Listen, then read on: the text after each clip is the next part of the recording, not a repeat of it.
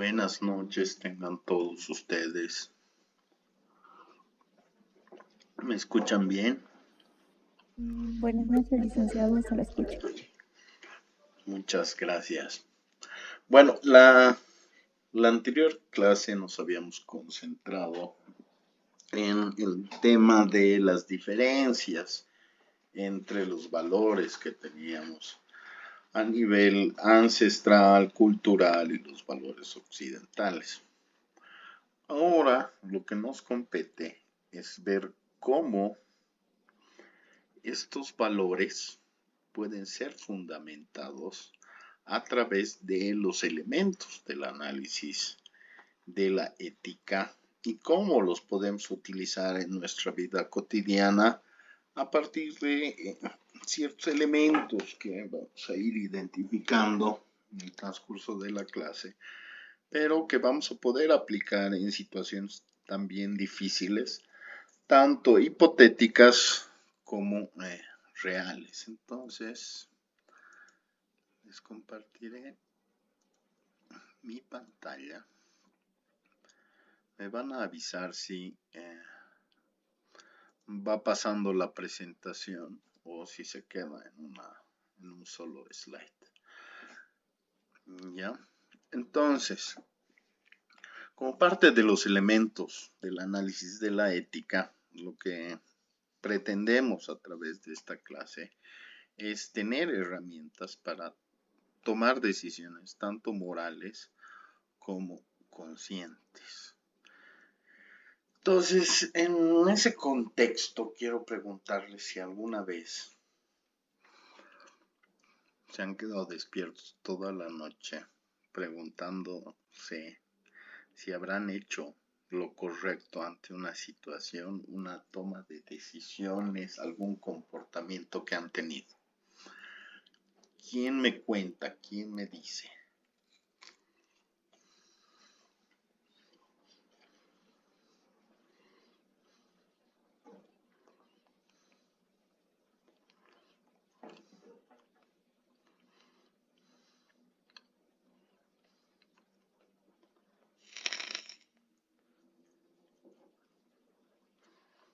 ¿Quieren que empiece yo con la anécdota?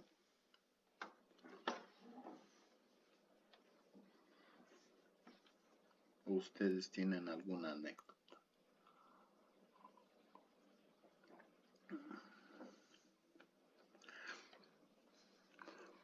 Bueno, alguna vez comprado en una tienda de abarrotes algunos productos de primera necesidad y dentro mi cálculo me salían como unos 90 pesos porque eran varias cosas que había comprado y bueno, me entregan mi cambio de 100 bolivianos, que eran aproximadamente, no me fijé cuánto era el cambio que me dieron, y sin fijarme lo metí a mi bolsillo.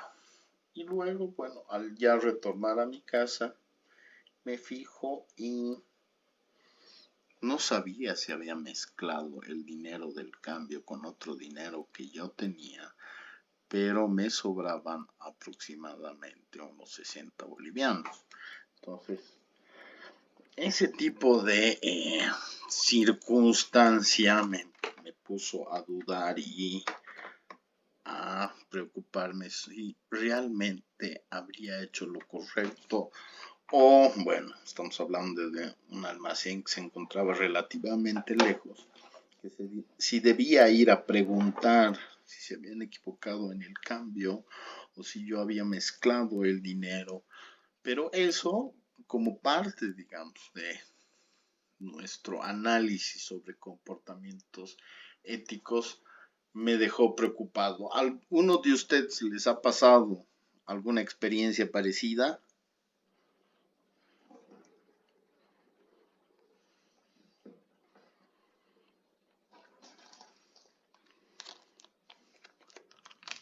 Licenciado, Contanos qué ha pasado.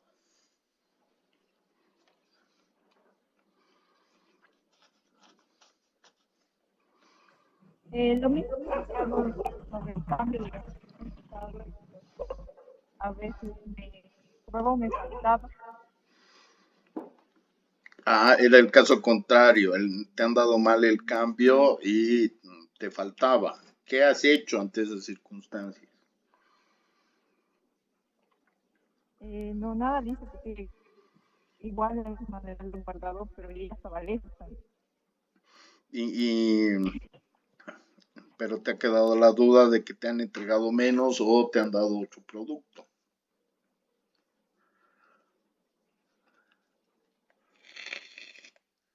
O te han engañado en el cambio. A ver, eso aclárame. En el cambio, dice, o sea, tal vez menos 5 o 10, pero no en el producto.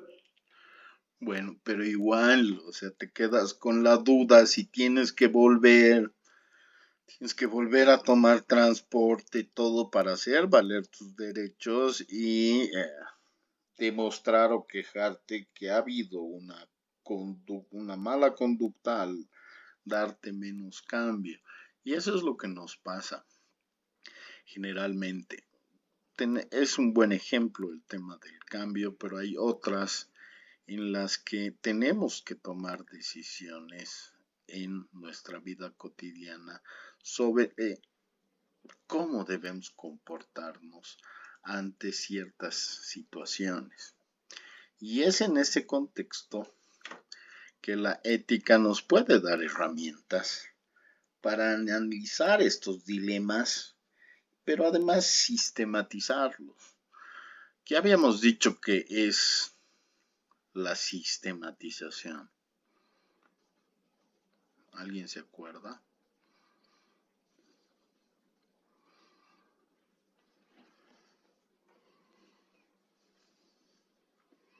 No estaba más bien en el examen, creo, esa pregunta. Sistematización lo vamos a asumir como el encontrar las propiedades, las circunstancias, qué lecciones se puede aprender, pero además darle un orden progresivo a ciertas conductas. Entonces, lo que vamos a tratar de elaborar a través de estas herramientas es darles un orden para ver cómo los principios fundamentales que estamos estudiando, los valores, la actitud moral, el análisis ético, van a poder guiar nuestro comportamiento humano. Entonces, lo que vamos a intentar el día de hoy es ver los elementos clave para analizar cualquier situación ética. ¿Sí se ve mi pantalla? Sí, Lisa, estamos en la introducción. Perfecto. Entonces, vamos al primer elemento. El hecho o situación concreta que se nos puede aparecer es,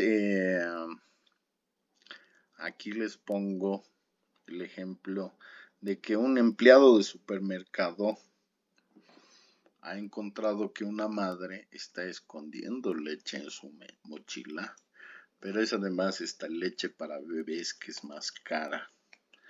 Y lo que está haciendo es tratar de salir sin pagar. Ante esta situación, nosotros cómo debemos evaluar este hecho o situación concreta. Primero, analizando de qué se trata, qué es lo que les acabo de decir. ¿No? Un empleado ve a una madre esconder leche para bebés en su mochila y está tratando de salirse sin pagar. Luego de esto, después de describir la situación, si ustedes se fijan, yo no he asumido ninguna posición, simplemente estoy describiendo el hecho. Y debo hacerme preguntas claves. ¿Qué pasó exactamente? ¿Quiénes están involucrados? ¿Y cuál es el contexto? A partir de la fotografía que les estoy mostrando, Ustedes me podrían decir qué ha pasado exactamente.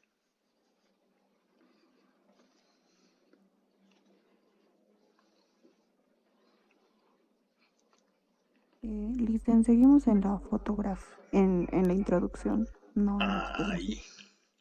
Ya, entonces no tengo que hacerlo como presentación, sino simplemente... Ahora sí pueden ver la foto. Sí. Ya. Entonces, ¿qué pueden ver en la fotografía? ¿Qué creen que ha pasado exactamente?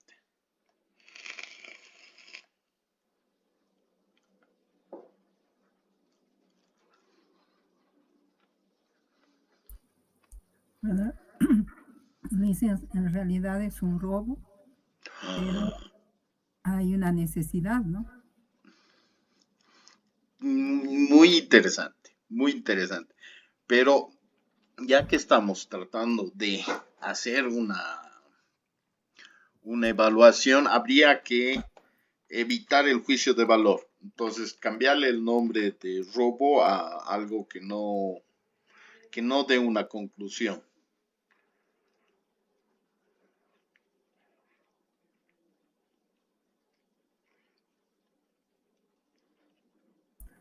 Bueno, Trata de... hurtado No.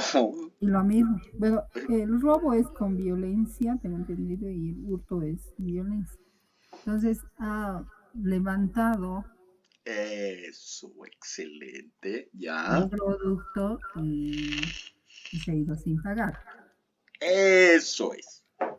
Muy bien. Ahora sí, lo que estamos haciendo es describir de la forma más objetiva y neutral.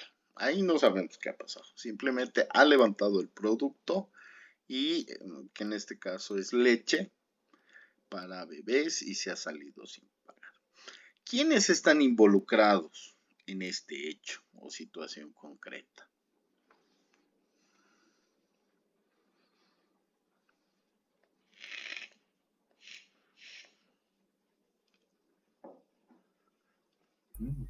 La persona la cual ha levantado un bien que no es de su propiedad, pero el que va a llevar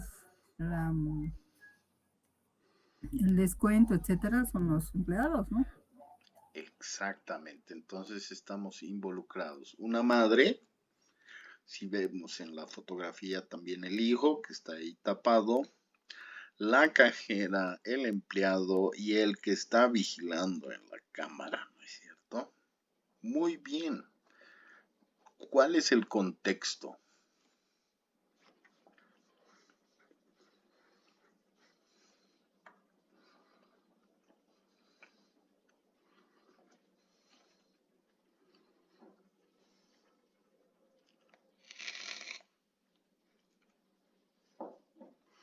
Esto ha sucedido en la calle, en un kiosco, en una tienda de abarrotes. Aparentemente es un supermercado,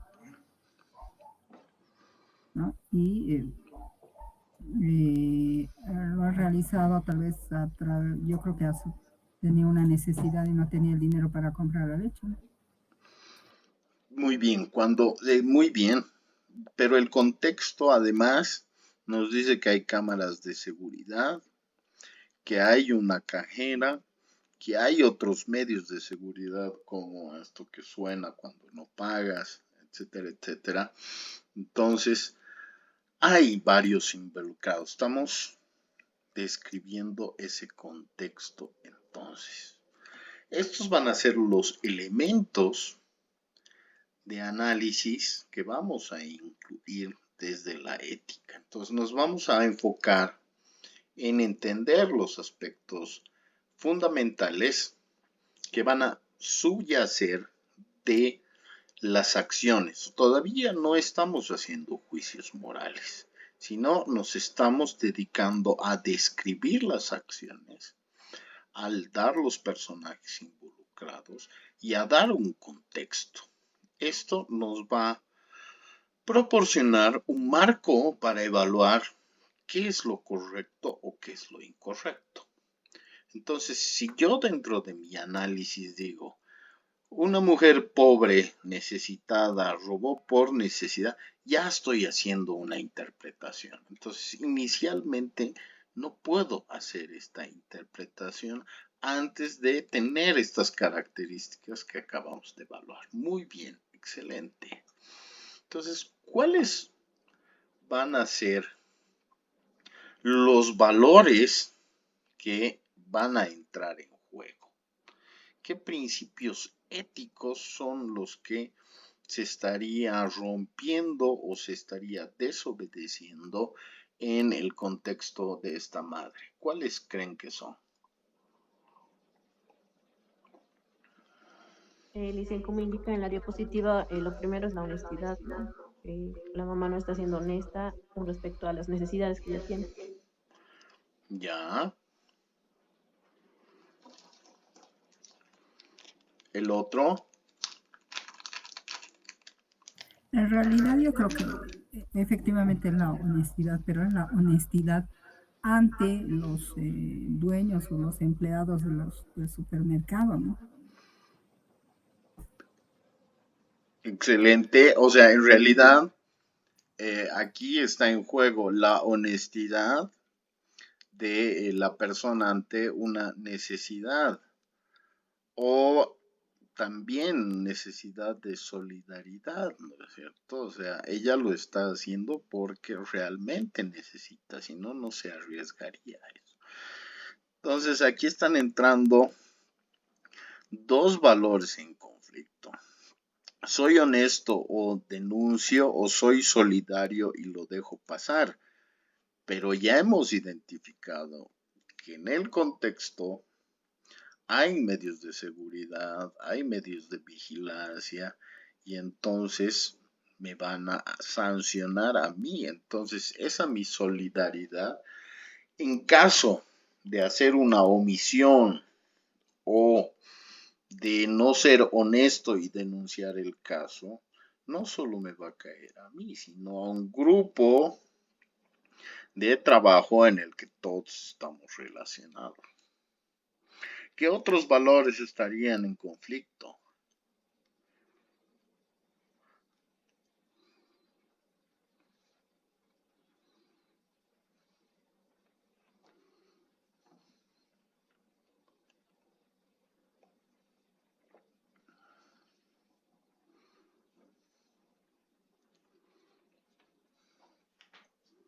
Tienen ahí el chanchullo.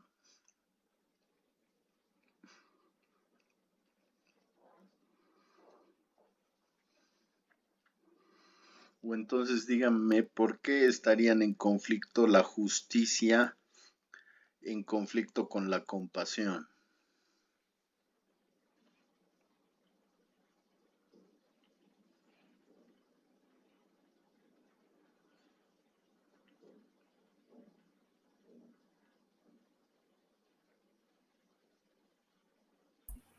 Yo creo que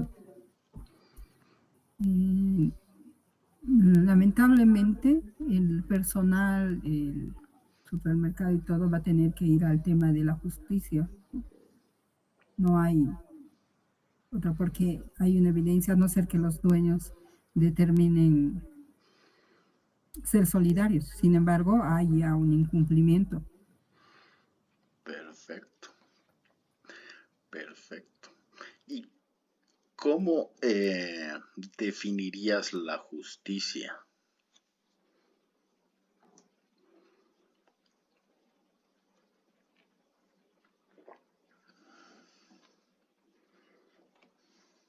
La justicia pues no es sentimental, ¿no? No ve el contexto, y no ve simplemente el acto omitido, incumplido.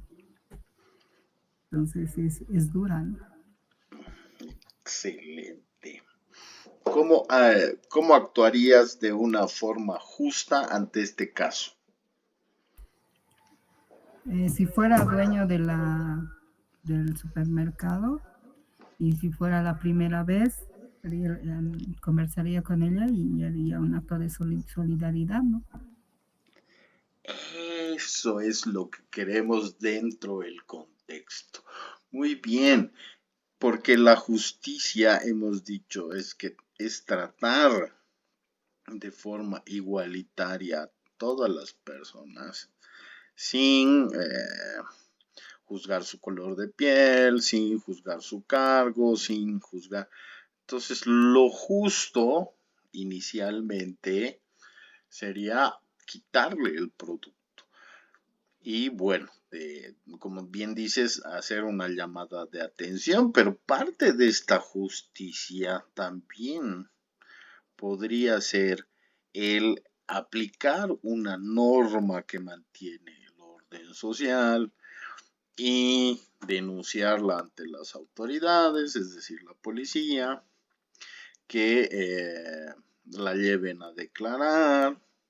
Está con un hijo, el hijo no puede estar en ambientes como este, entonces también se integra el tema de compasión o, como tú bien dices, ver si podemos llegar a una solución solidaria.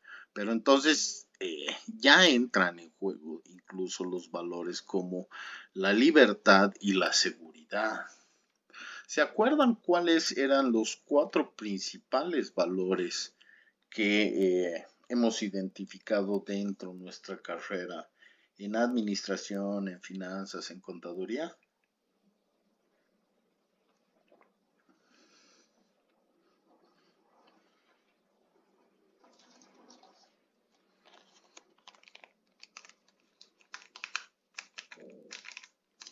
Hemos hablado de 4. Aquí hay 1, 2. Nos faltan otros 2.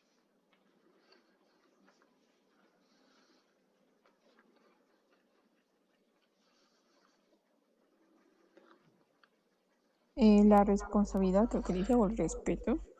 Ambas, excelente. ¿Cómo analizarías la aplicación del respeto en este caso?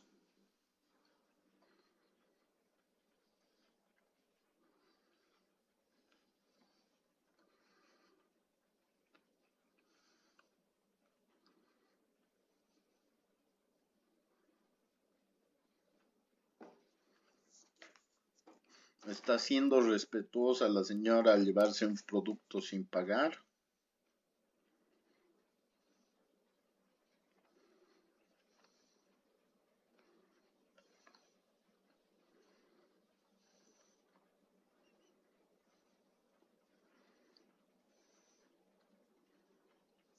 ¿Qué dicen?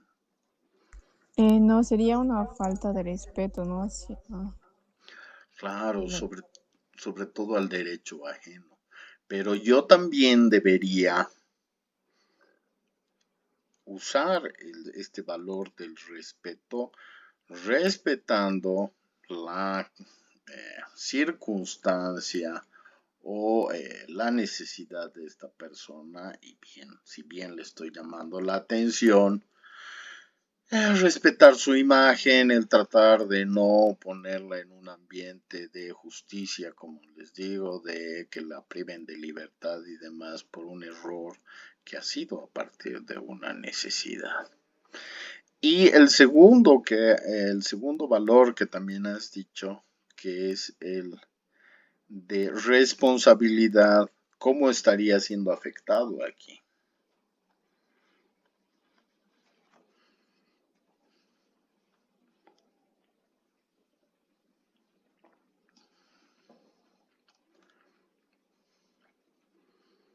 O si me pueden hacer recuerdo qué era la responsabilidad.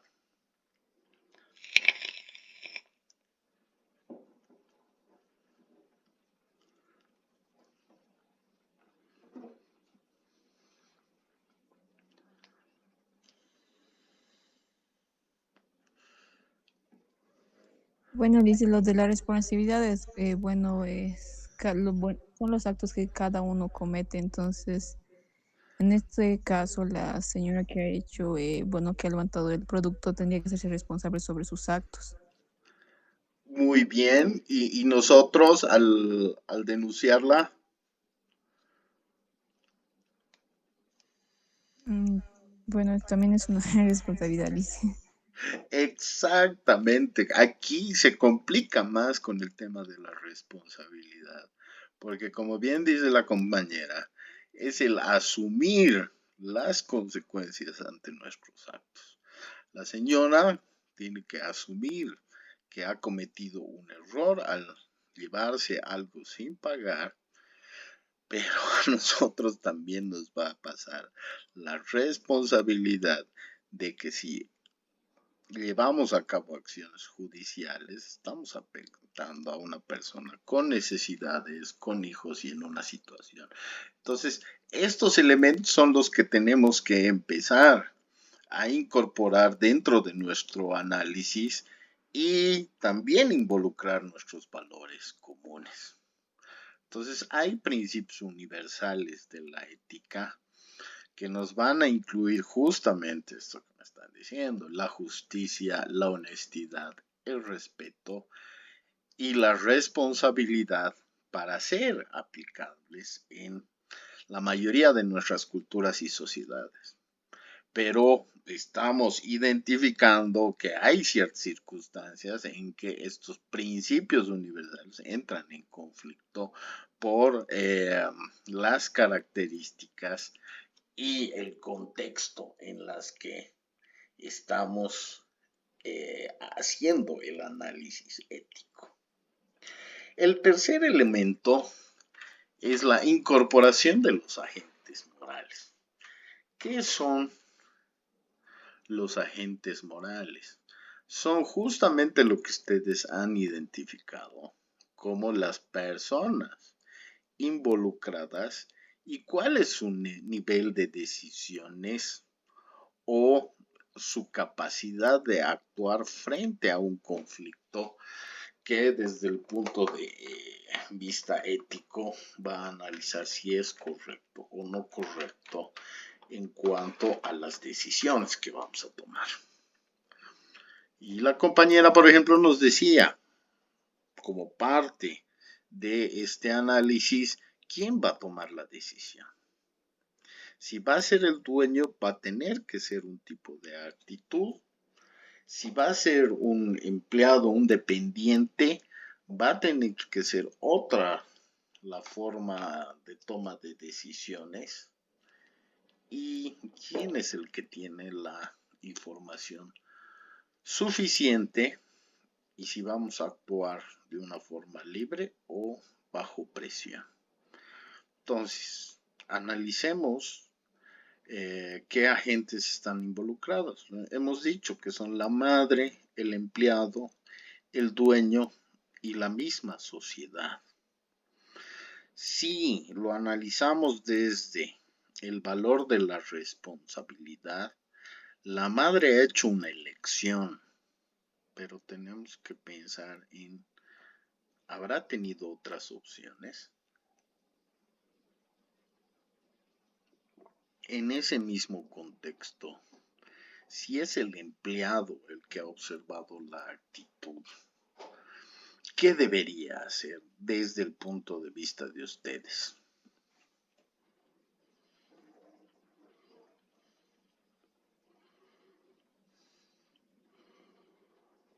Yo como empleado, ¿qué debo hacer?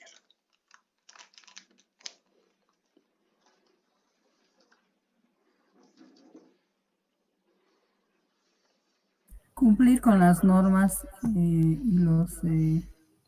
la normativa, el reglamento interno, etcétera, de la empresa en la cual están trabajando. Exactamente, ahí es donde entra la necesidad de que tengamos un reglamento ético, un reglamento interno. Y generalmente, ¿qué es entonces lo que debo hacer? ¿Llamar a la policía inmediatamente? No, avisar a tu inmediato superior. Muy bien. Entonces, a partir de la toma de decisiones que tengo y la jerarquía dentro de esa institución, yo lo que debo hacer es reportar el hecho, pero además no estoy tomando una decisión, sino estoy actuando en consecuencia a lo que mi manual, a mis funciones se refiere. Pero ahora va a ser el dueño el que va a tomar la decisión. Pero si se dan cuenta, no es el que tiene la información suficiente. Entonces ahí necesitamos ese diálogo entre los actores involucrados para llegar a una decisión consciente, informada y además libre. Porque si bien el trabajador no está libre de tomar una decisión y tiene la presión del descuento, de que a él de perder su empleo y demás, tiene que compartir esa responsabilidad con el tomador de decisiones. Muy bien. Entonces ahora veamos cuál es el cuarto elemento que debemos incorporar en este tipo de circunstancias que se pueden dar en nuestra vida cotidiana. ¿En qué consisten las consecuencias? Es así como las responsabilidades. Debemos evaluar cuáles son los probables resultados o consecuencias que nos va a dar la elección de asumir una de estas opciones. A corto plazo, ¿qué es lo que va a pasar inmediatamente? A largo plazo, ¿qué impacto en función a mi acción se puede producir a futuro? Y para los afectados, o sea, para los involucrados en realidad, analizar quiénes ganan y quiénes pierden. En el caso de esta señora, ¿qué posibles resultados tendríamos ante aplicar la ley?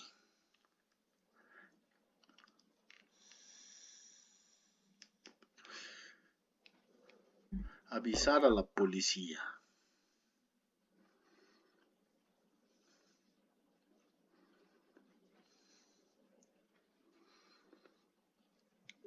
Quizás que le quiten a su pequeño por no tener la estabilidad económica. Exactamente. Y que ese bebé vaya a un hogar y nosotros conocemos cuáles son las condiciones de un hogar, que le hagan una evaluación, que la priven de su libertad por 8 horas o un tiempo. Y ese bebé, además de quedar sin alimento, va a quedar sin la protección de su madre. Pero la opción B, no reportarla, a largo plazo me puede generar ciertos impactos, como la de decir, bueno, en ese supermercado se puede robar y el negocio pierde.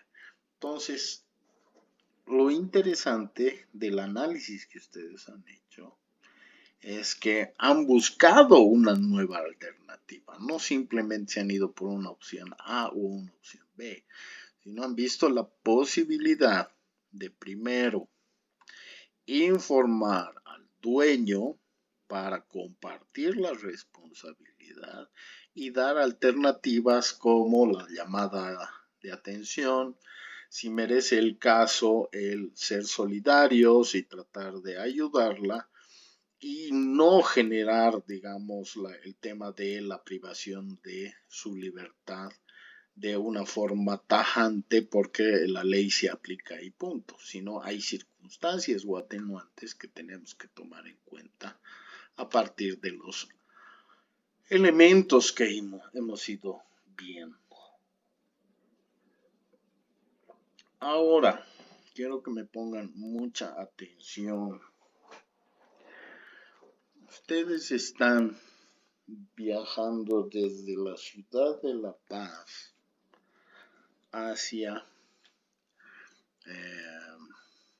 Oruro por esta carretera tan linda que tenemos a aproximadamente unos 80 kilómetros por hora. Y resulta que en la carretera En la parte del frente se encuentran con una manifestación de 10 personas. Pero para doblar al carril derecho se encuentra una señora con su carrito de bebé y a la izquierda se encuentra este perrito. ¿Qué es lo que pisan primero?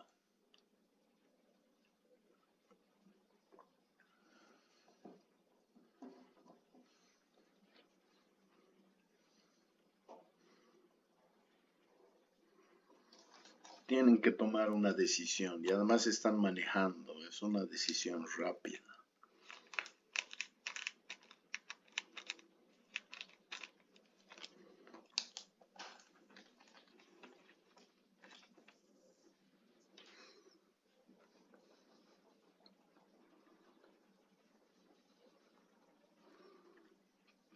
¿Qué pisarían primero?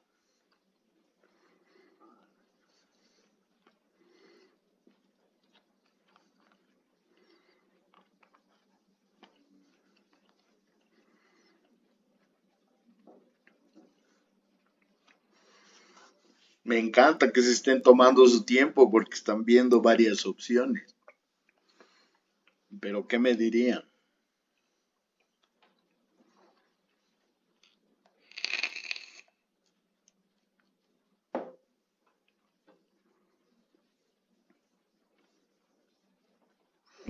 No sé, Licen, si no estoy apresurada a esperar a que pase la señora o a que acabe la manifestación, pero si fuera un asunto de vida y muerte que tengo que llegar a un lugar, eh, pisaría al perrito. Pisarías al perrito. Pero es el más vulnerable, el que no sabe si... Depende también si estoy a toda velocidad y no puedo parar, entonces tendría que sacrificar lamentablemente al perrito, ¿no? Porque ya es un factor externo, es algo mecánico, algo de física. Ya, interesante. Muy bien, o sea, han empezado a analizar y ven alternativas. Y la pregunta estaba dirigida a qué piso primero y casi han dado la respuesta que se está buscando.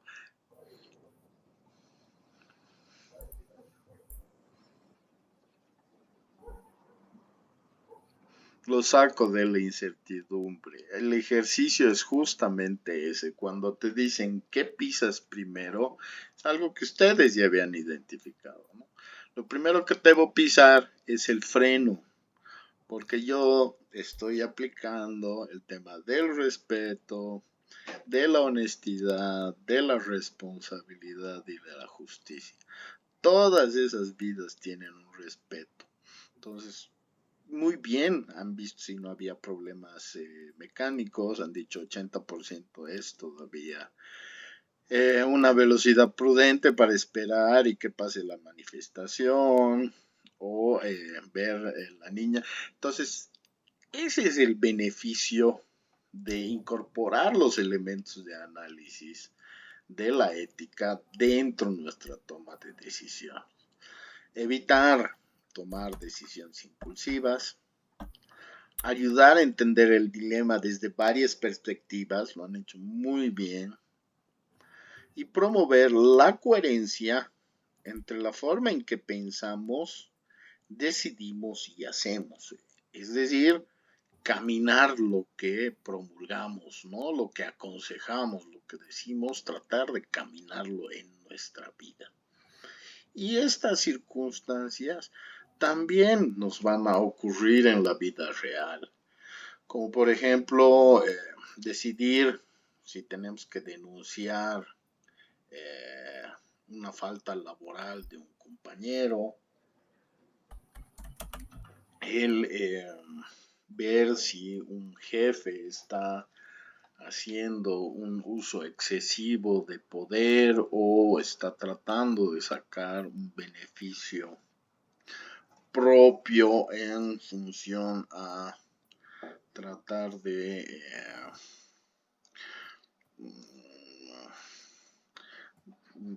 comprar nuestro silencio o amenazarnos, etcétera, etcétera, o elegir entre dos candidatos que tienen diferentes valores para un puesto de trabajo, o incluso el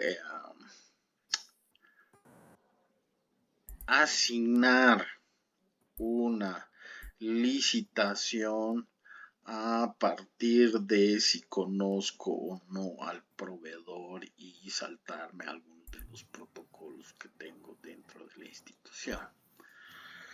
Entonces, cuando hablamos del tema ético, no se trata simplemente de tener la respuesta correcta, sino más bien de incorporar estos elementos de análisis a nuestra toma de decisiones.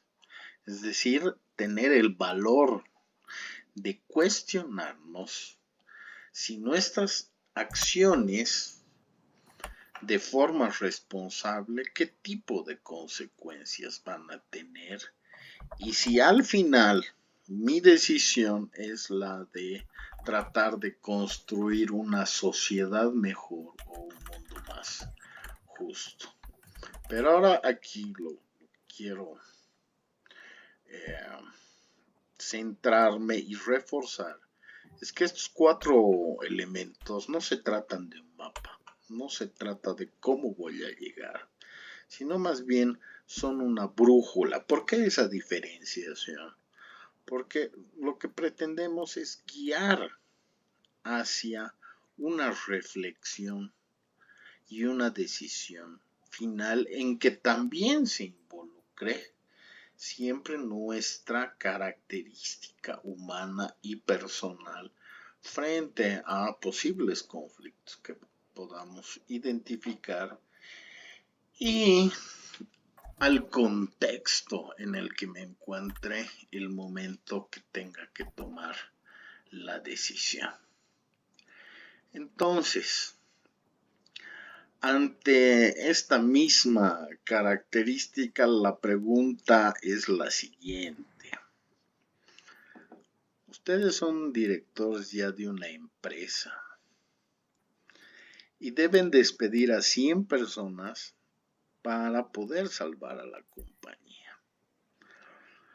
Y además, salvar o mantener el trabajo de otras 500 personas.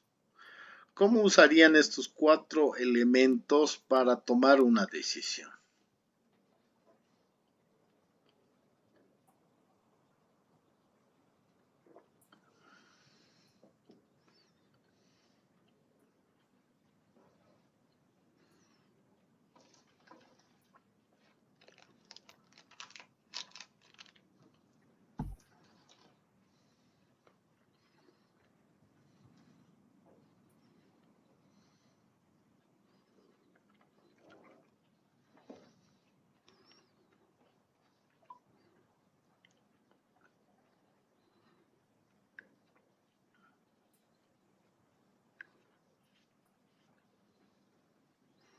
Vamos primero por el tema del hecho.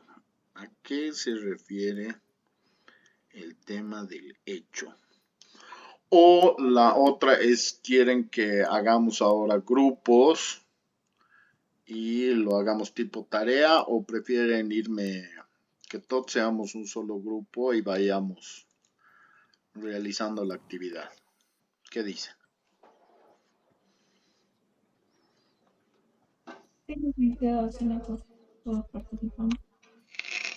Muy bien. ¿Cuál es el hecho? En forma resumida.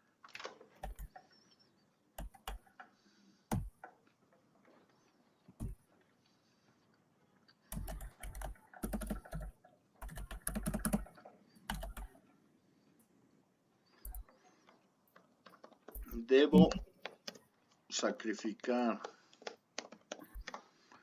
a 100 personas por salvar primero mi empresa y luego a otros 500 trabajadores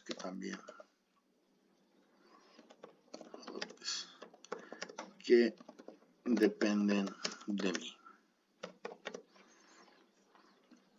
¿Qué valores estarían aquí involucrados?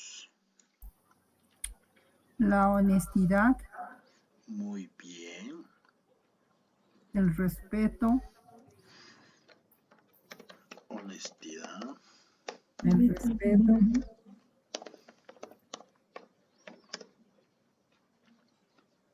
La justicia, Lick. Muy bien.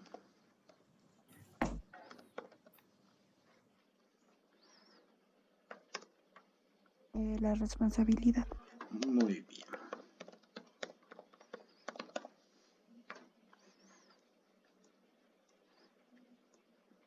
Antes de ver las consecuencias, entonces, pues todo esto lo bajaremos a 18. ¿Quiénes son los agentes?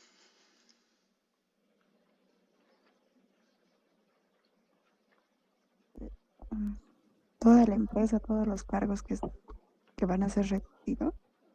Ya, pero ¿quién más? Serían el director, los trabajadores, Por las encima familias, del director, El gerente, gerente. y por encima del gerente, recursos humanos, por encima el dueño, Dueño de la empresa. el dueño, recursos humanos, me parece muy bien.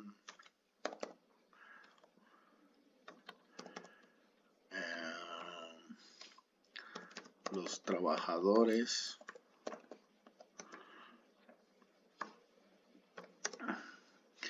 quieran o no, aquí también estarían involucradas las familias de estas personas.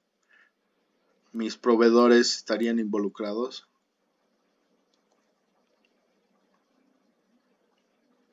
Tal vez si dice como si nos decore también, tal vez van a ver todo eso de lo económico. Así es. Proveedor y clientes.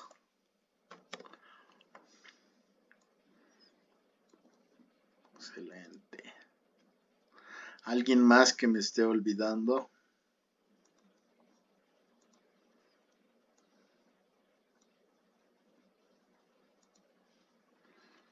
¿Quién más estarían involucrados en este despido?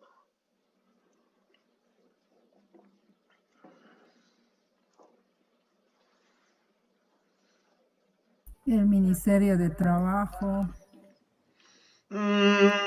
Vamos a hacer daño al Ministerio de Trabajo cerrando la... ¿Daño? No, es sí. para el Ministerio de Trabajo, el cumplimiento de normativa respecto a las leyes, a lo laboral. Me parece, tienes toda la razón. Muy buen análisis. Excelente. Y si fuera el banco también, si estuviera involucrado, ¿no? O el mercado de valores, o los mismos accionistas, no sé, dependiendo del tipo de empresa. Sí, muy bien. Le hemos puesto un dueño. O sea, vamos a decir que solo tiene un dueño, no son accionistas.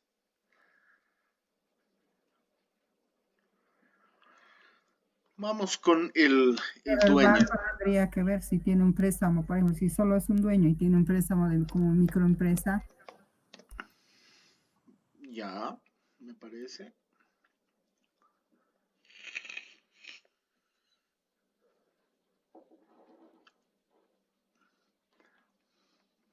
¿Qué decisión toma? ¿Despido a estas 100 personas?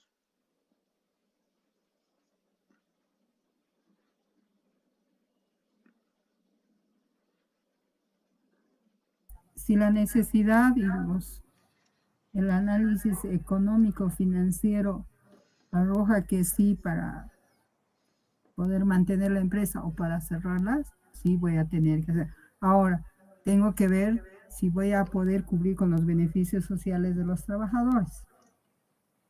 Ya, muy bien. ¿Desde qué agente me estás hablando? Dueño. Perfecto. Entonces, el dueño, su consecuencia es perder su inversión, supuestamente el préstamo que se ha sacado. ¿Qué otra?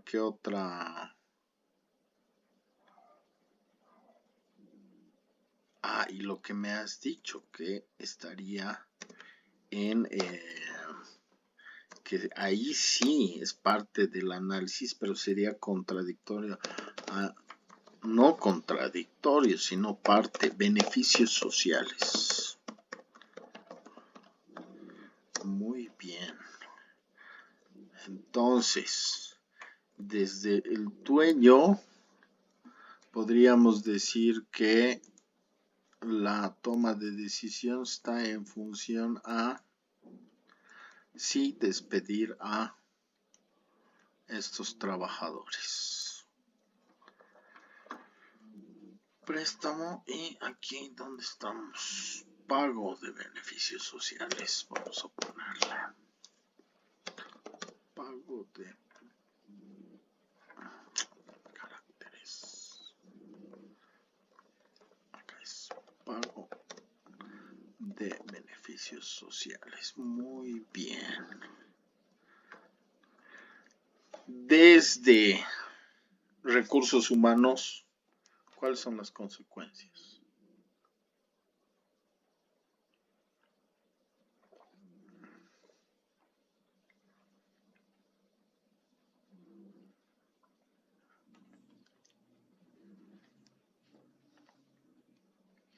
Bueno, va a tener que hacer un análisis del personal que efectivamente necesite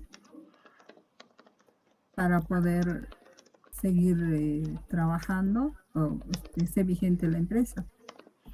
Muy bien. Y es personal, algo así. Exactamente. Entonces ahí voy a introducir los valores de honestidad, respeto, justicia y responsabilidad. Muy bien.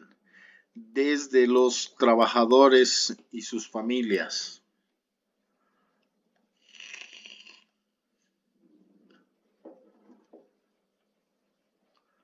¿Cuáles son las consecuencias? Ya no tener ese ingreso. Muy bien, estoy perdiendo mi fuente de ingresos.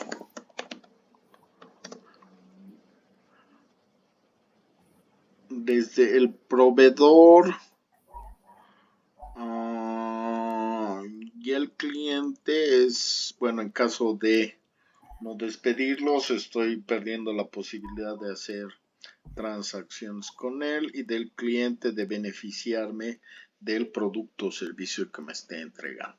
Entonces, mis agentes más importantes son el dueño, recursos humanos y mis trabajadores, donde estoy incorporando a los directivos y demás, porque bien lo han dicho ustedes, recursos humanos el que debe elegir estas personas que sean necesarias o no. Ahora, en el tema de honestidad, ¿cuál sería su actitud con estos trabajadores?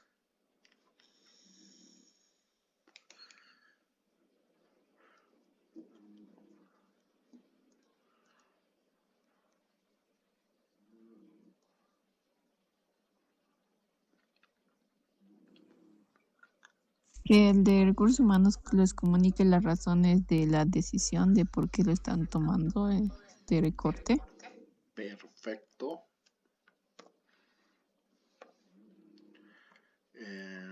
vamos a decir, comunicar transparentemente la decisión. Muy bien.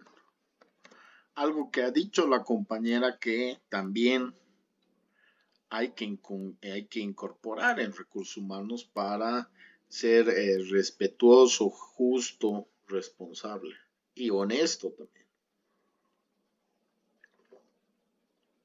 Si bien le estoy comunicando de forma transparente que se ha tomado la decisión en función a que su unidad o su dirección está trayendo pérdidas y necesitamos salvar la compañía, también ¿qué debo informarle?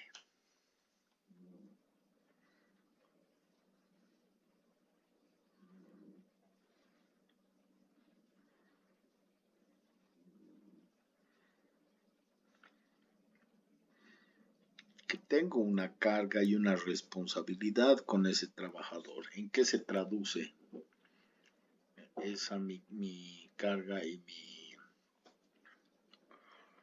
mi acción de despedirlo?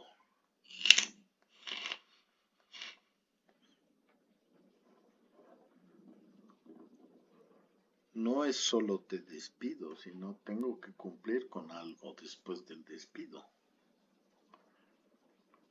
Y lo ha dicho la compañera.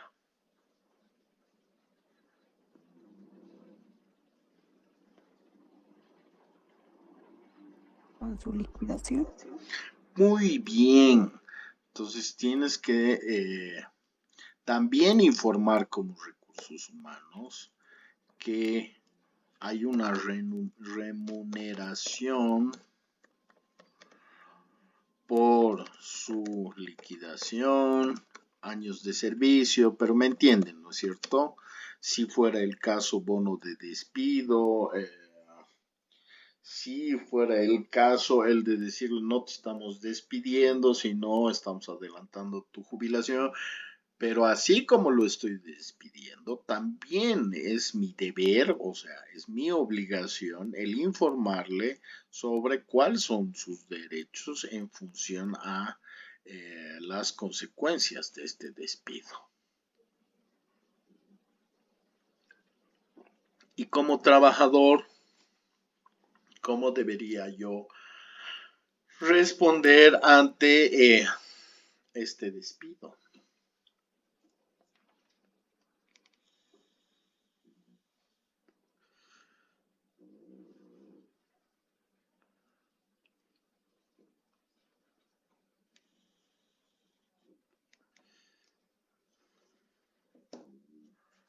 Porque yo también puedo actuar y decir, me están despidiendo injustamente, vamos a hacer una huelga, vamos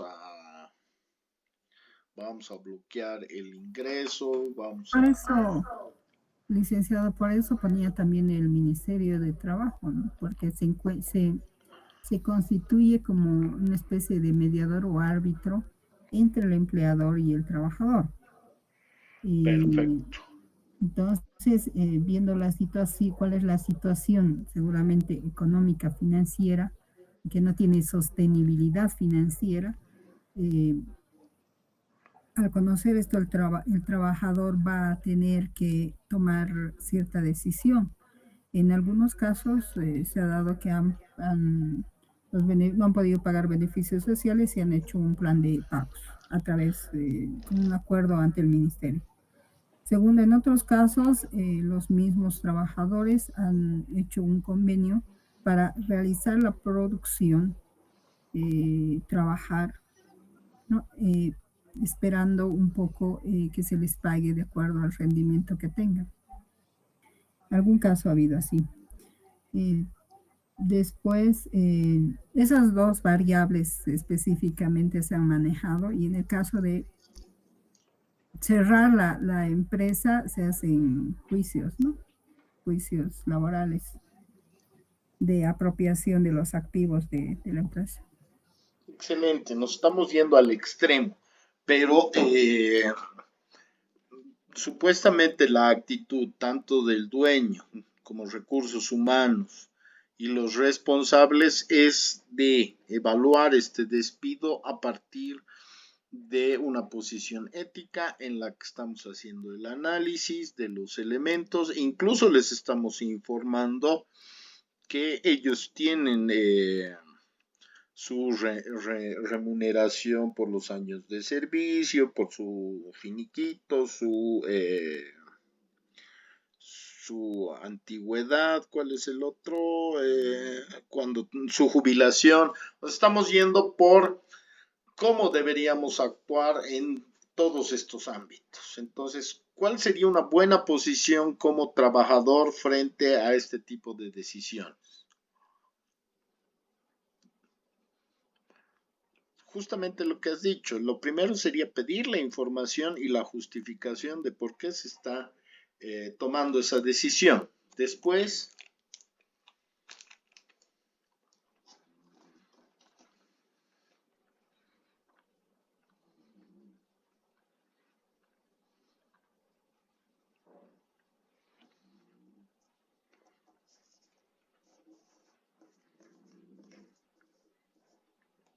definir lo que también bien has dicho, cómo va a ser mi indemnización. El saber si mejorando la situación voy a tener la posibilidad de retornar a la empresa o cuáles van a ser las condiciones a futuro de la empresa. ¿Qué otra actitud ustedes podrían identificar que sea así de valor?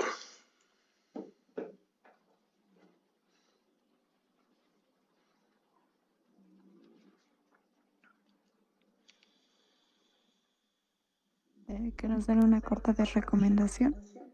Excelente, muy bien, muy bien. Entonces, este sería nuestra parte del análisis ante una medida de estas, y ahí estaríamos cumpliendo con la incorporación dentro del análisis de los valores que hemos venido desarrollando. Muy bien. Ahora, estas mismas características las tenemos que escalar no solo al tema del trabajo, sino también a la sociedad en la que estamos viviendo. Es por eso que vemos una relación entre la ética con la parte laboral, con la parte de interacción con la sociedad, como parte fundamental para cómo entender que si bien tenemos distintos espacios de interacción, cómo podemos construir una convivencia más productiva y justa. Entonces ahí no solo se va a tratar de cumplir con las reglas a rajatabla, sino de entender cómo estas nuestras acciones, tanto en el ámbito laboral como en el societal, van a reflejar nuestros valores y principios. Entonces, dentro de la dimensión social del trabajo, nosotros no solo vamos a laburar como un medio de subsistencia, es decir, no solo vamos a trabajar por la remuneración que se nos está dando, por el esfuerzo físico que estamos realizando en determinado o intelectual ante determinadas tareas o instrucciones que se nos dé, sino el ser parte de la actividad laboral, ya sea privada, ya sea pública, va a ser la forma en que nosotros hacemos parte de una sociedad y interactuamos y participamos de esta en función a la contribución de un común. En ese contexto, ¿ustedes saben por qué se crea una empresa o llevamos a cabo un emprendimiento desde el punto de vista de la administración, de las finanzas, de la contaduría? ¿Por qué hacemos empresas? Les estoy hablando del ideal.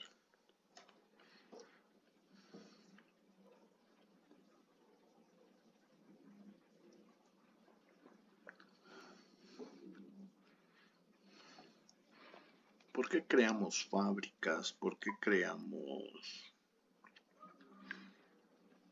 instituciones?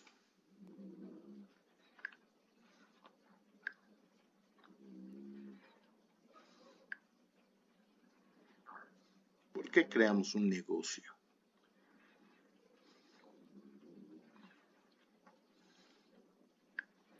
Para tener ganancias. Sí, solo para generar riquezas y acumular capital. Usualmente las empresas son creadas para obtener ganancias y tener un sostén mensual, ¿no? Generar eso. Te apoyo. O sea, creo que sí, pero supuestamente desde el ámbito más académico, filosófico, social, no es simplemente para generar ganancias. No, Para dar empleo, para no ser dependientes nosotros de un encargado. Genial, esa es la realidad. Vámonos al aspecto filosófico. Incluso yo, ¿por qué pongo mi tienda? Ya, para no ser dependiente, para generar mi propio ingreso, para tener unas pequeñas ganancias con las que pueda subsistir, pero sigue siendo esa visión de generación de riqueza. Les estoy hablando en el ideal.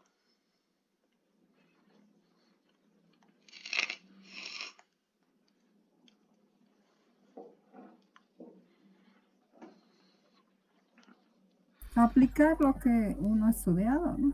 Bueno, De acuerdo, o sea, tienen la razón, pero el ideal supuestamente es otro.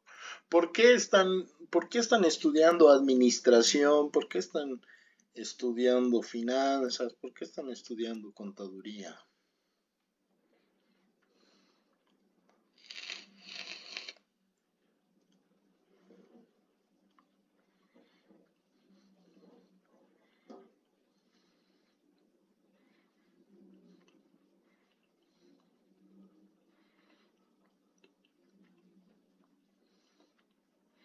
A ver, vámonos al caso de un médico. Por qué uno estudia medicina? Supuestamente. por sus aptitudes, ¿no? Por su inclinación hacia la medicina. Porque no le tengo miedo a la sangre, porque soy muy estudioso.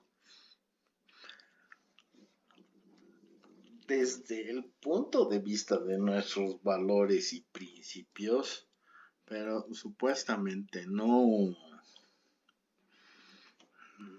A ver, incorporemos los valores en este análisis. ¿Por qué uno estudia medicina? Para salvar vidas. Ah, ese es nuestro ideal. Y qué es el salvar vidas?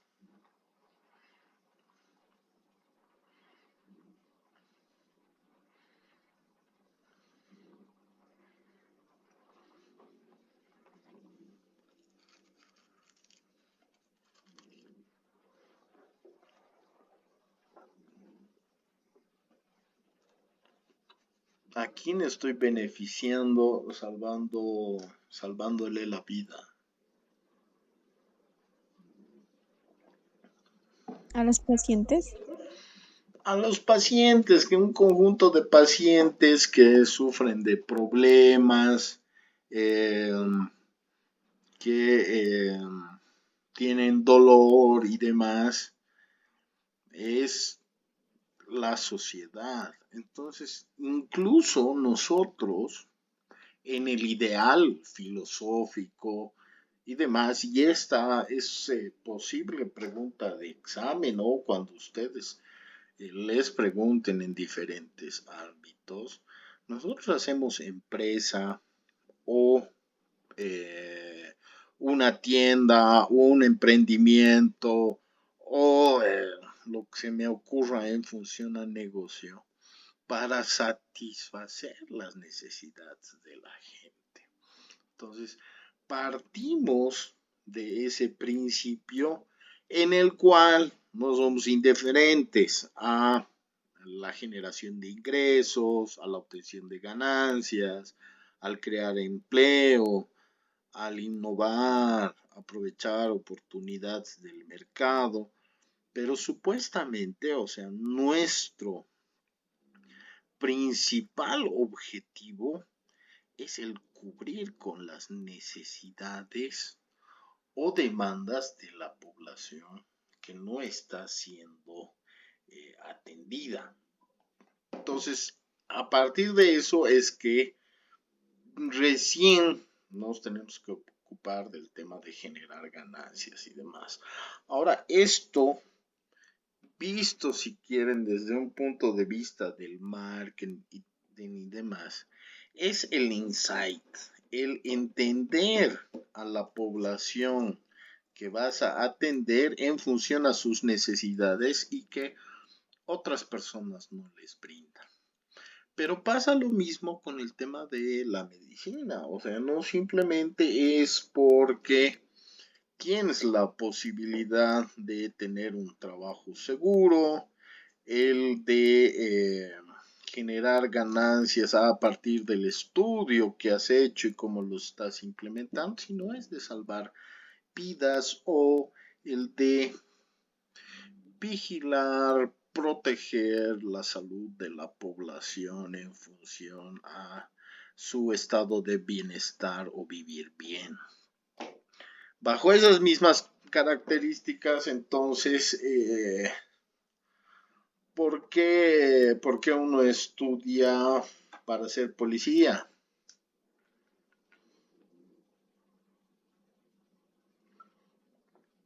Se las he puesto más difíciles, pero ¿por qué creen?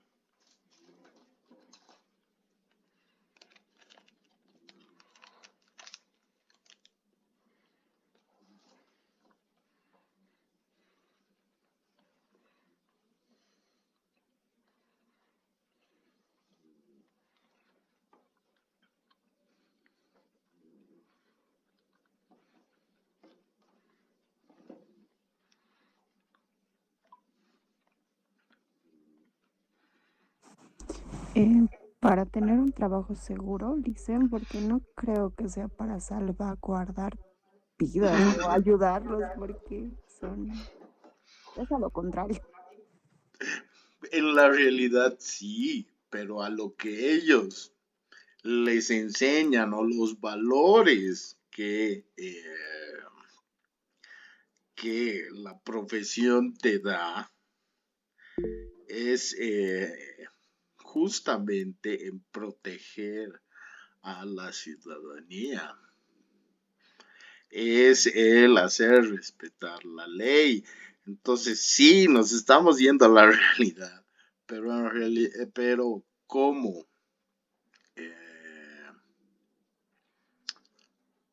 profesiones, nosotros también tenemos una serie de valores que están inmersos a partir de nuestra profesión. Entonces, es ayuda a la población, es proteger los derechos de la población, es orientar a la población. Incluso el policía no debe tener una visión de castigo, sino también de prevención en función a eso. Ahora se las voy a poner mucho más difícil. ¿Por qué entonces estudiamos administración o finanzas? ¿Qué valores están inmersos dentro de nuestra profesión?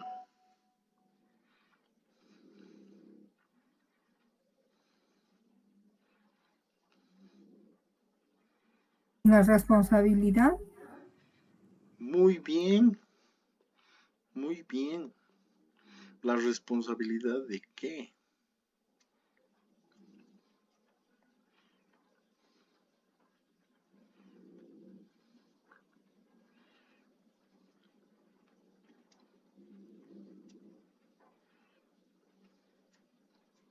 La confiabilidad, si los estados financieros están adecuadamente. Ya, esa es una de las condiciones, pero estamos hablando del ideal, el, así como el médico estudia para salvar vidas, el policía estudia para proteger a la sociedad, el militar estudia para proteger, proteger la nación ante cualquier invasión y preservar las fronteras. ¿Cuál sería entonces el objetivo de estudiar administración, finanzas, eh, contaduría? El ideal. ¿Cuál es nuestro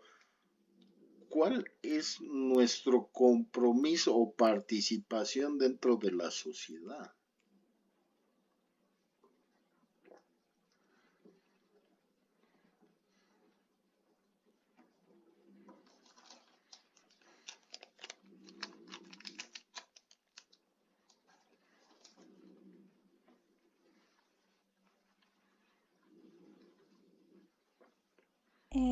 Licenciado, tal vez sería, como mi compañera dice, la responsabilidad de lograr, ¿no?, a gestionar los recursos de una manera más eficiente. Excelente, excelente. Entonces, tenemos que nosotros también incorporar dentro de nuestros valores de la administración la honestidad, la responsabilidad, la justicia y el respeto para aprender a tomar decisiones efectivas que ayuden a la sociedad en cómo mejorar su organización, el resolver problemas y mejorar sus procesos para lograr lo que ustedes dicen, esa eficiencia y esa competitividad. Entonces, estudiamos el área de administración, área económica y de finanzas para gestionar los recursos de la población, es decir, de las personas, desde un punto de vista estratégico en el que logren cumplir con sus objetivos personales o organizacionales o institucionales. Entonces, eso también asúmanlo como parte del análisis del trabajo que van a desarrollar. O sea, hay un sentido de apoyo a la sociedad dentro del trabajo que estamos haciendo. Entonces, allí es donde nuestros valores van a tener que ser implementados día a día en el trabajo que estamos logrando. Y de forma general, estos valores son responsabilidad, equidad, solidaridad y honestidad. Responsabilidad en cuanto a cumplir con nuestras obligaciones de forma oportuna, diligente y asumiendo que nuestras acciones van a generar tanto impactos positivos o negativos dentro de mi institución, pero también dentro de la sociedad. Esta equidad, con el permiso de ustedes, las cambiaría ¿por cuál? ¿Por qué otro valor cambiarían el de la equidad?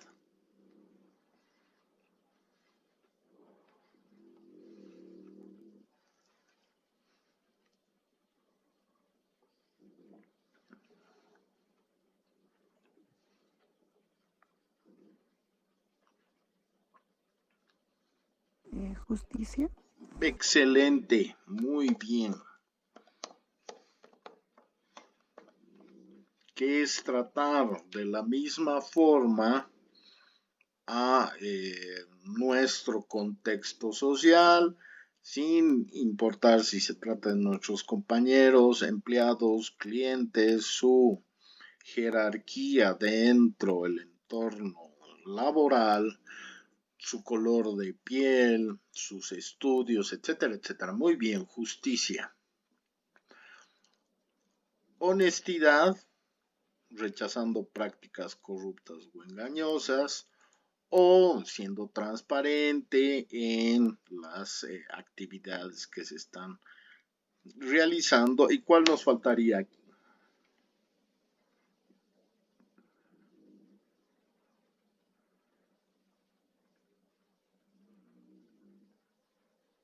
El respeto.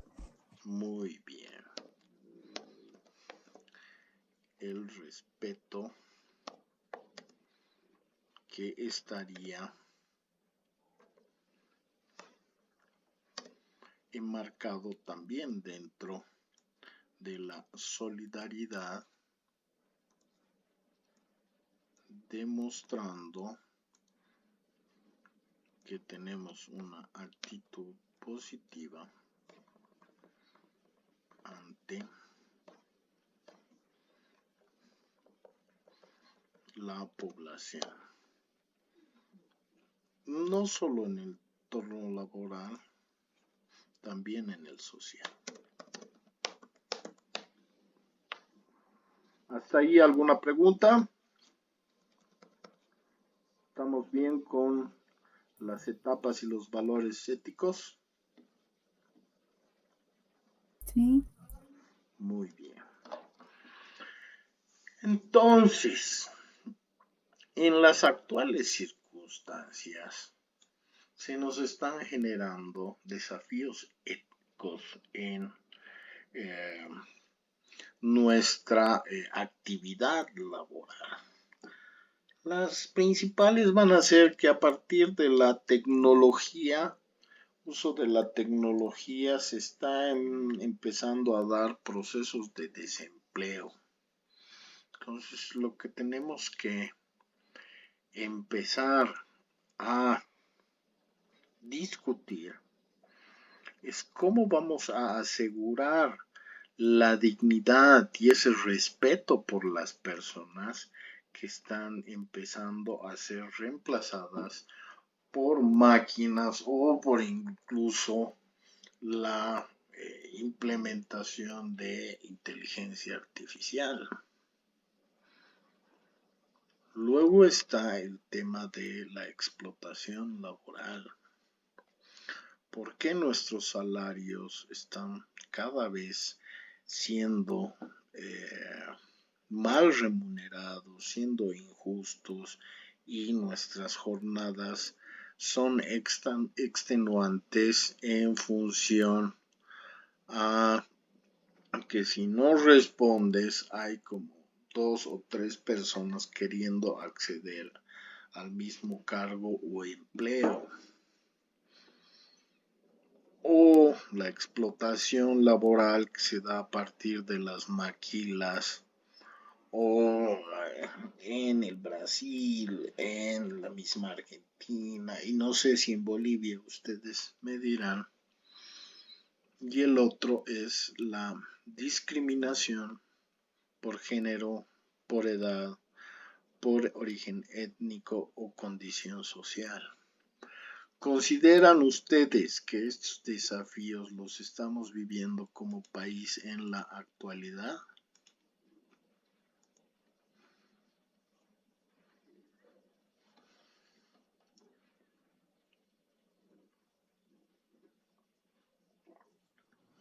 Sí, licenciado. ¿La tecnología está generando desempleo? ¿O a qué se deberá el desempleo en una sociedad como la nuestra actualmente? Creo que el de más que todo ahora es por la crisis económica, ¿no? Ah, excelente. Entonces, vamos a poner crisis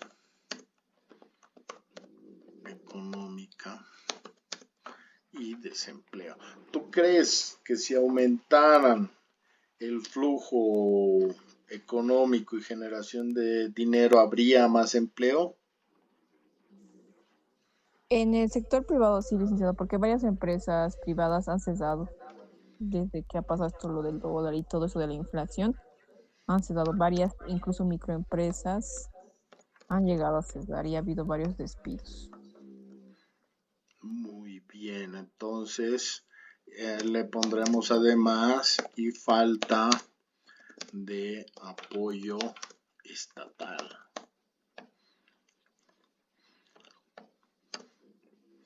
¿Por qué creen que sería por falta de apoyo estatal?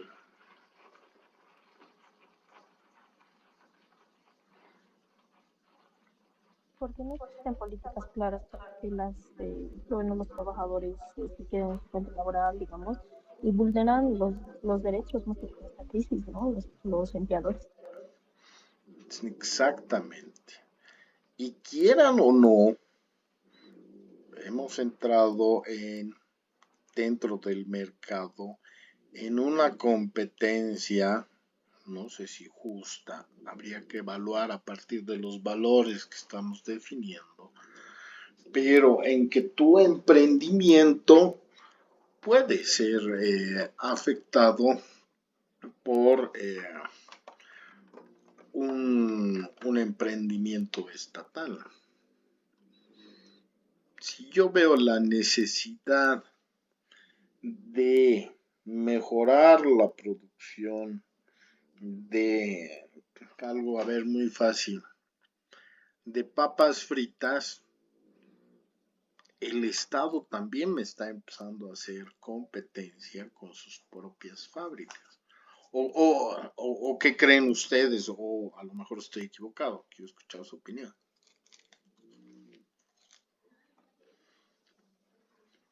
Bueno, sí, en esa parte sí dice lo que es las empresas estatales venden los productos a un menor precio que las empresas privadas. Eso se ha visto en más que todo en las empresas que yo creo que se Mapay y demás que eran muchas más baratas que las otras empresas que tal vez, como dice, las microempresas estaban tal vez queriendo empezar, pero no han podido, digamos. Muy bien, entonces esa es una de las condiciones que se está dando y a partir de subvenciones o de bajada de precio, esa necesidad de cubrir las necesidades de mi sociedad están entrando en competencia con el Estado que está asumiendo el cubrir con estos espacios de la misma forma.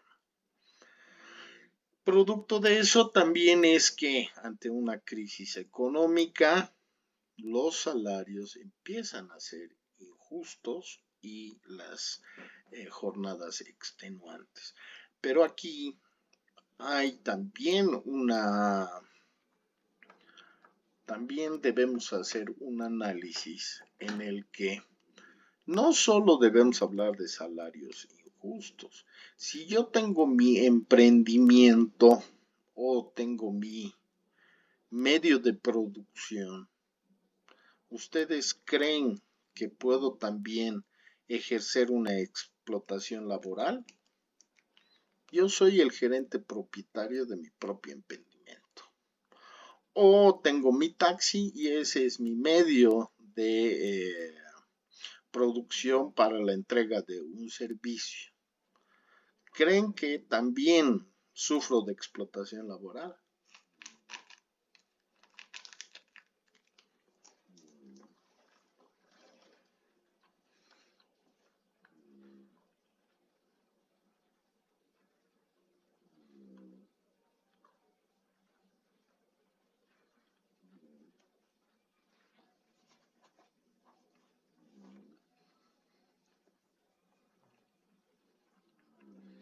Siendo yo el dueño o mi propio jefe, ¿puedo sufrir de explotación laboral?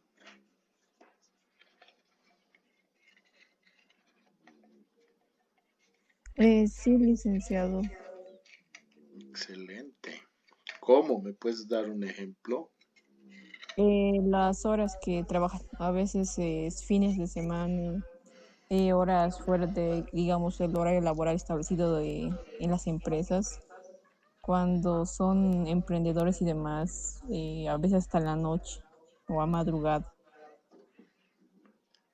Perfecto. Y además no solo me estoy autoexplotando, sino dependiendo del tamaño de mi pyme o de mi pequeña y mediana empresa, estoy incluso explotando laboralmente a mi familia, que al contribuir de alguna forma con esa generación de productos o venta de servicios, también la estoy explotando, a lo mejor sin darle un salario o dándole una remuneración injusta, teniéndola en el sentido familiar,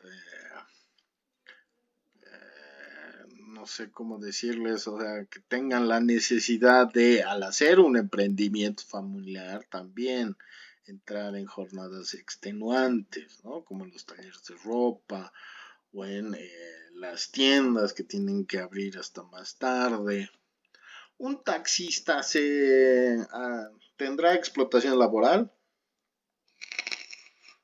Si es su taxi, no, sí, a lo mejor tiene que pagar al banco, pero es dueño supuestamente es dueño de ese medio de producción.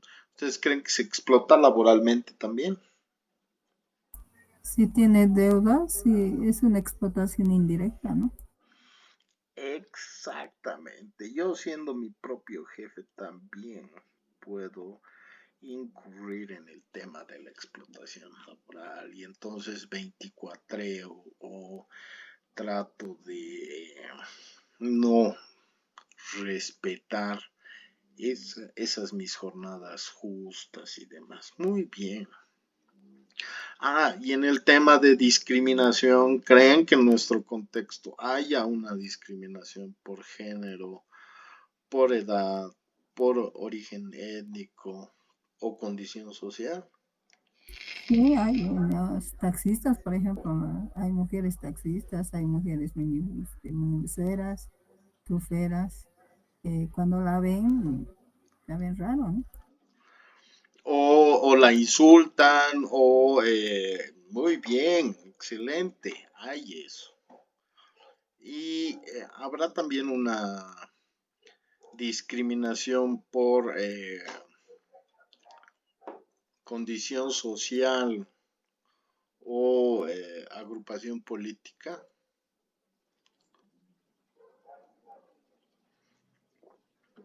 Sí, hay. Entonces, esos son los desafíos que nosotros a partir de estas herramientas tenemos que empezar a combatir. Pero lo interesante es que si bien tenemos ese análisis laboral, también se dan condiciones de incorporar estos factores éticos, sociales, no solo en el trabajo, sino también en nuestras familias. Y aquí debemos de reconocer que la familia es el primer núcleo social. ¿Por qué? Porque es el primer espacio donde debemos aprender estos valores éticos esta actitud moral, estos principios de los que estamos hablando. Y es justamente desde la familia que debemos proyectar esa nuestra conducta hacia la sociedad. Es más, es a partir de la familia donde inicialmente aplicamos la ética tratando de identificar qué está bien y qué está mal, cómo es actuar correctamente y cómo es actuar de una forma incorrecta o no justa. Entonces, analicemos rápidamente cómo una ética familiar también puede influir en las actitudes de la sociedad o cómo puede aportar a la construcción de una sociedad que queremos en función a la justicia. El desarrollo de los valores éticos, entonces, se va a dar desde este núcleo central en base a el respeto. Respeto en función a la base de las relaciones entre padres, hijos y hermanos. El de protección o cuidado en la que debemos atender a nuestra población más vulnerable.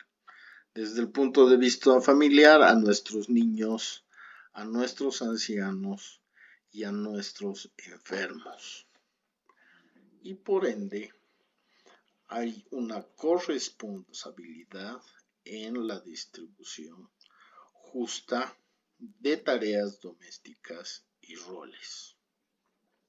¿Algunos de ustedes son padres o madres?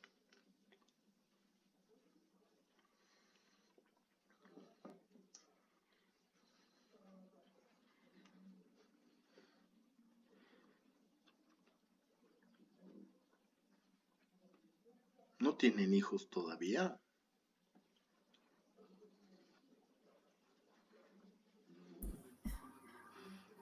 Sí, licenciados. ¿Cuántos hijos tienes? 2 hijos. Ya, sé honesta conmigo. ¿Cuál es tu preferido? El varón. Ah, ¿en serio? Sí, ¿Es el mayor o es el menor? el menor. Mira, es bien interesante porque supuestamente los padres no tienen favoritos. Entonces, entiendo tu posición porque en la aplicación de los valores, una vez más, vamos a dar atención a quienes son vulnerables. En tu caso, entonces, no tienes que aceptar que tienes un favorito, sino que al menor, dadas esas características, estás viendo que es el más vulnerable. ¿Ahora sí? Sí. Perfecto. Entonces, cuando incluso como hijos nos disputamos el tema de que hay un favoritismo, no es así. La visión del padre es siempre tratar de proteger a el hijo o la persona familiar que es más vulnerable y a lo mejor encuentra que no tiene las herramientas suficientes o la actitud para enfrentarse a determinados temas. Pero esto puede ir variando en función a que esa vulnerabilidad vaya cambiando. No solo al tema de los hijos, sino también de los padres o incluso de que algún familiar esté enfermo. Entonces, no se trata de favoritismo de a quién quieres más, sino cómo dentro de la aplicación de tus valores estás viendo cuál de ellos tiene mayor vulnerabilidad. Eso entonces se los dejo como parte de la justificación ante la atención que se da a determinados miembros de la familia. Pero ante estas circunstancias también se van a dar conflictos éticos que van a ser comunes dentro de la familia. Y están entre el tema de la autonomía versus la autoridad que puedes ejercer como padres. Para darles un ejemplo, el cuestionarnos hasta dónde los padres pueden decidir sobre la vida de los hijos.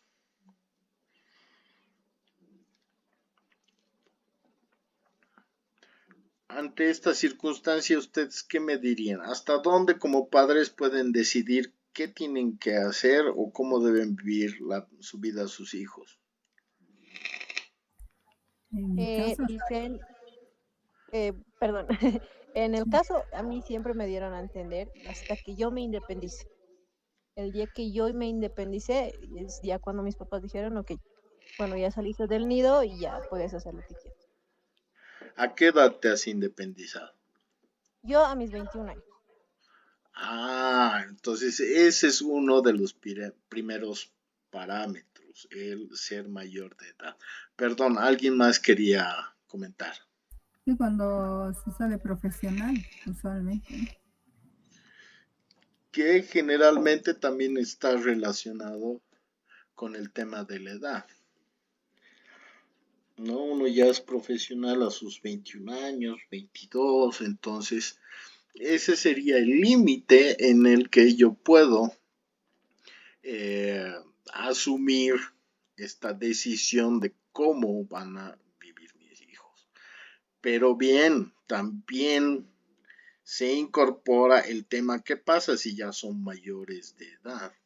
¿De qué va a depender mi influencia ante la decisión sobre cómo deben vivir mis hijos? Es justamente lo que ustedes han dicho, hasta que generes tu independencia. Y esta puede ser, aparte de ejercer tu profesión, generar tus propios ingresos, salir del nido. La frase es típica, ¿no? En mi casa se hace lo que yo digo. Entonces hay también este tipo de valores a nivel familiar que tenemos que tomar en cuenta. Hay otro tema, el tema de la confidencialidad familiar.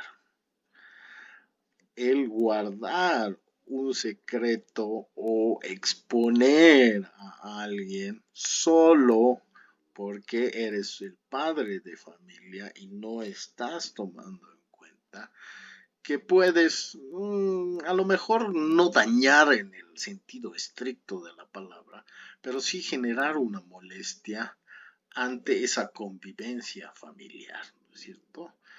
Y es cuando empezamos a contar las travesuras de los hijos o determinados secretos familiares que se tienen. Entonces, hay que también volver a establecer ese tema de confidencialidad. Y si no son los padres los que tienen esa capacidad, esto también puede reproducirse en el tema de la sociedad.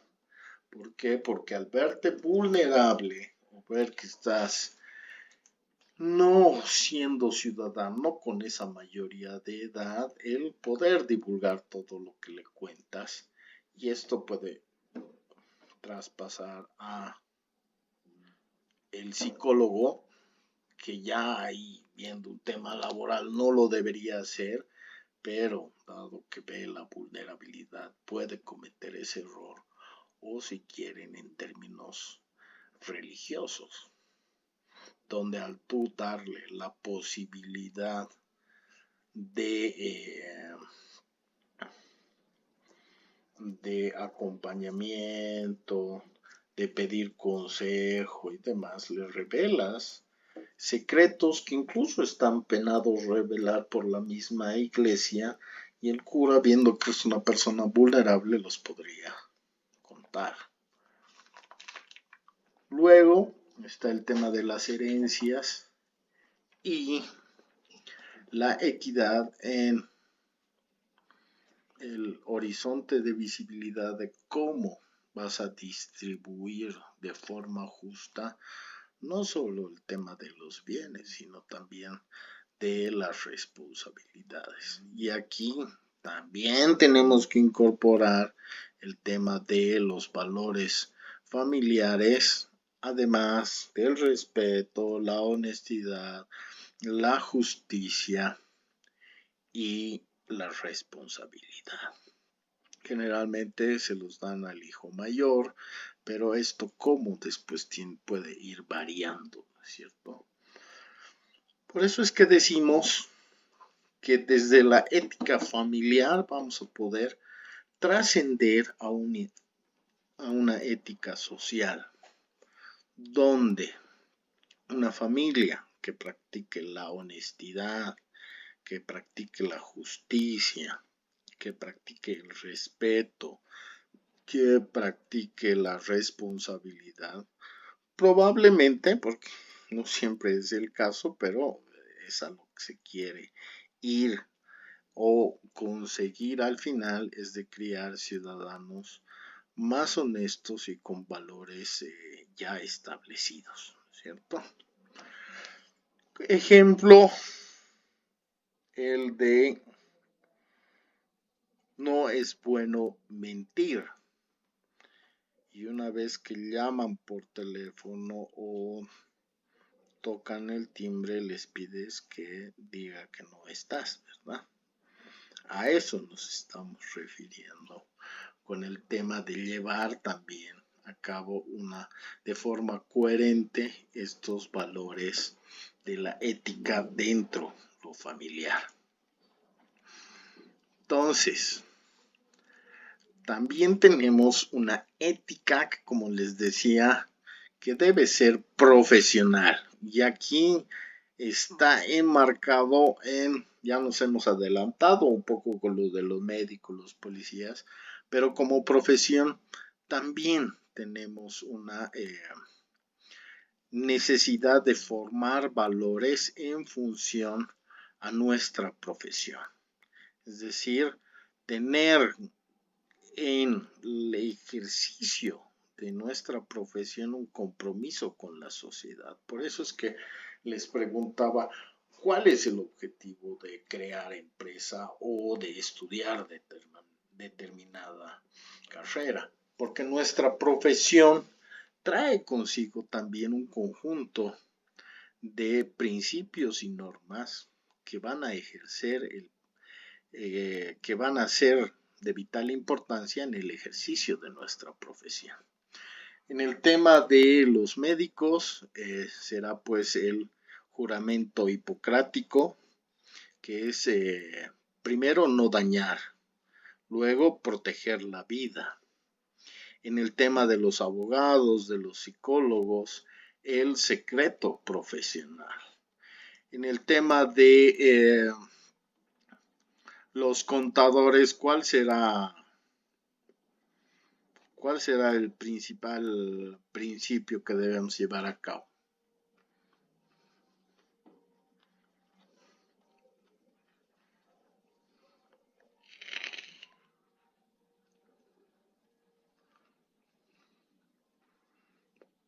¿Cuál es el principio del contador, del administrador?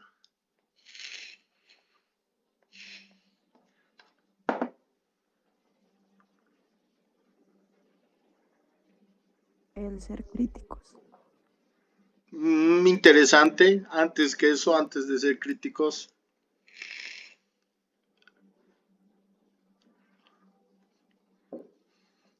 Analíticos. Recuerden que están administrando, están fiscalizando, están moviendo dinero que no es de ustedes. Entonces, ¿Qué debo ser? Dicen ser íntegros. Ya, es parte, pero yo les diría que deben ser transparentes, deben ser honestos. O sea, dar esto que llamamos a fin de año se hace, y son las unidades de transparencia, rendición de cuentas. Entonces debemos ser honestos en la rendición de cuentas sobre las toma de decisiones que hemos realizado en el proceso de ejecución de nuestro trabajo, pero además mostrar de forma transparente cómo hemos utilizado los recursos que se nos han dado para justificar las acciones realizadas y el logro de los objetivos. Entonces, eso tómenlo en cuenta, sobre todo en el área financiera y de ciencias económicas.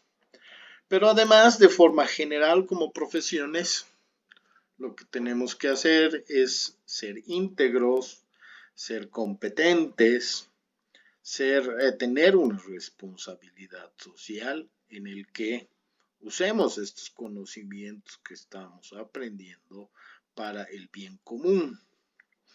El evitar conflictos éticos profesionales, esto sí en base a lo mejor una documentación interna, un manual de funciones, un código de ética, donde transparentemos cuando hay intereses contrapuestos, cuando podemos detectar una objeción de conciencia, es decir, si bien me va a generar una ganancia, pero va a afectar a parte de la población, también tomarlo en cuenta y ver cómo voy a usar la tecnología y la privacidad en mi contexto.